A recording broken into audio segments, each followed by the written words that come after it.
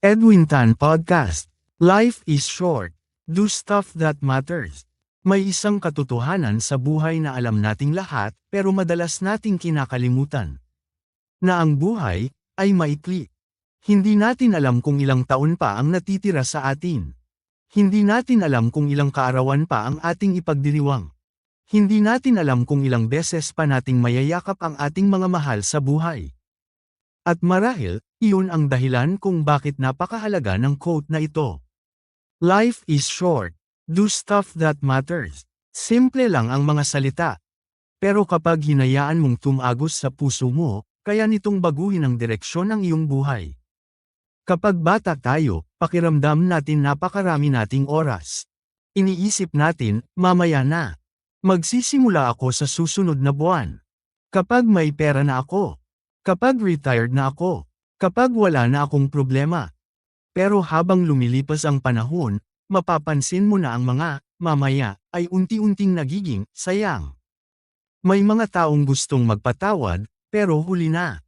May mga gustong magsabi ng mahal kita, pero wala na ang taong dapat pagsabihan.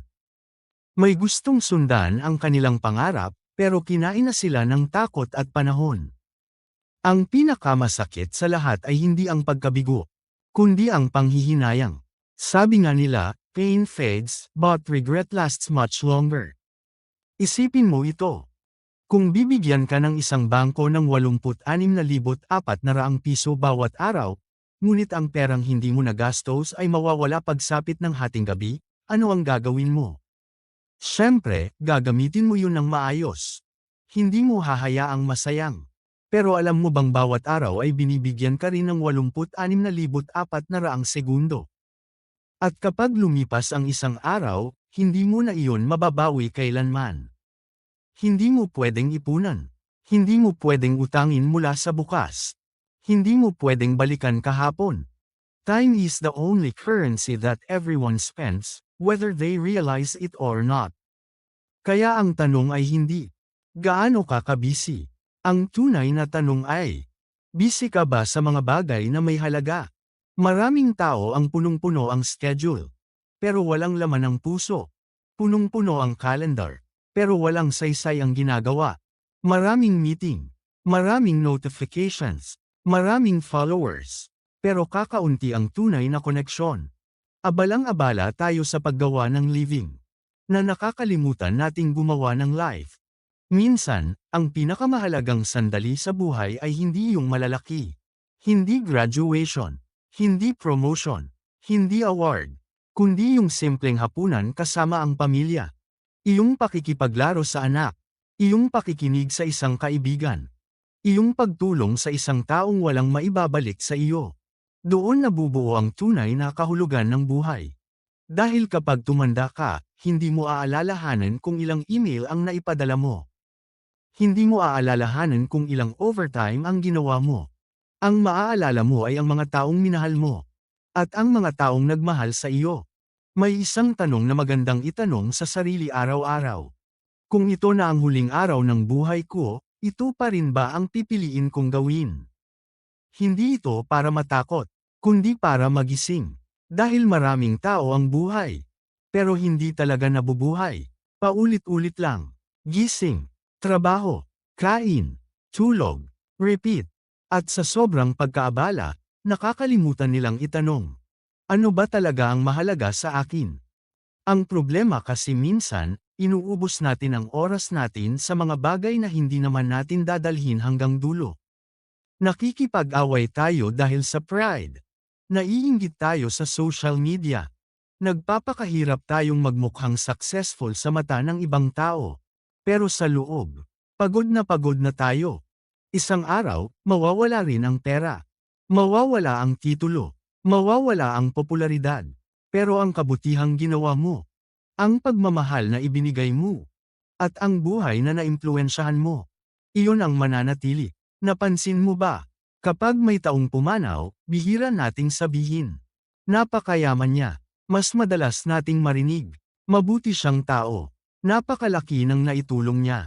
Napasaya niya ang maraming tao. Sa huli, hindi ang laki ng bank account ang pinag-uusapan. Kundi ang laki ng puso. Kaya itanong mo ngayon sa sarili mo. Ano ang tunay na mahalaga? Mas maraming oras ba kasama ang pamilya? Mas mabuting kalusugan? Mas malalim na relasyon sa Diyos? Mas maraming kabutihang magagawa? Mas matapang na pagsunod sa pangarap? Kung alam mo na ang sagot, bakit hindi ka magsimula ngayon? Hindi bukas. Hindi sa Lunes. Hindi sa susunod na taon. Ngayon. Hindi mo kailangang baguhin ang buong buhay mo sa isang araw. Isang maliit na hakbang lang. Isang tawag sa taong matagal mo nang hindi nakakausap. Isang paghingi ng tawad. Isang salamat. Isang oras na ay lalaan mo sa anak mo. Isang librong babasahin. Isang pangarap na sisimulan. Minsan, ang maliliit na desisyon ang nagbabago ng buong buhay. At tandaan mo rin ito.